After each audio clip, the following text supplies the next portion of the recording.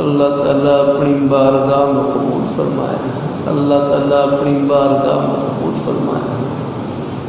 اللہ رحمۃ اللہ علیہ ایک مجلس میں فرمانے لگے، سونا انسان کون ہوتا ہے؟ سونا انسان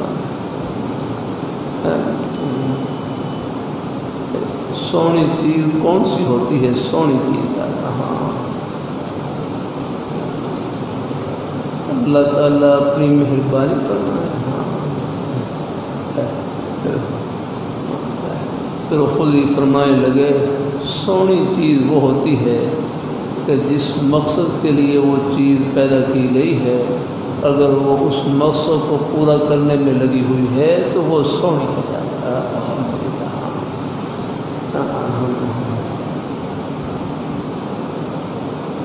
حضرت نے مثال دی، میں گائے بھینس یہ دودھ کے لیے ہوتی ہے، دودھ دینے کے لیے، دودھ کا فائدہ حاصل کرنے کے لیے۔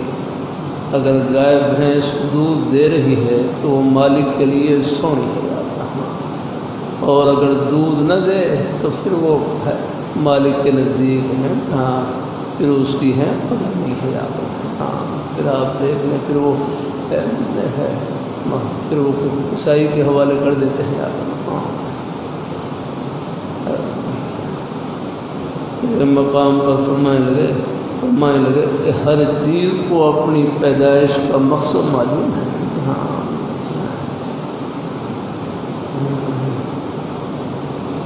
اللہ تعالیٰ اپنی اللہ رحمۃ اللہ علیہ فرمانے لگے، سونی چیز وہ ہے جو چیز جس مقصد کے لیے پیدا کی گئی ہے اس مقصد کو پورا کرنے میں لگی ہوئی ہے۔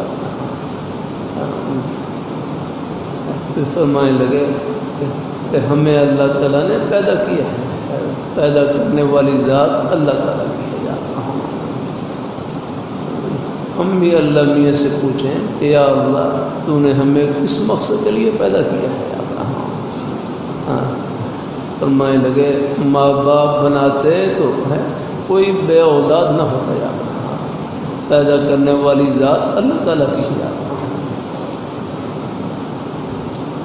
اللہ تعالیٰ اپنی مہربانی فرمائے، اللہ اپنی مہربانی فرمائے۔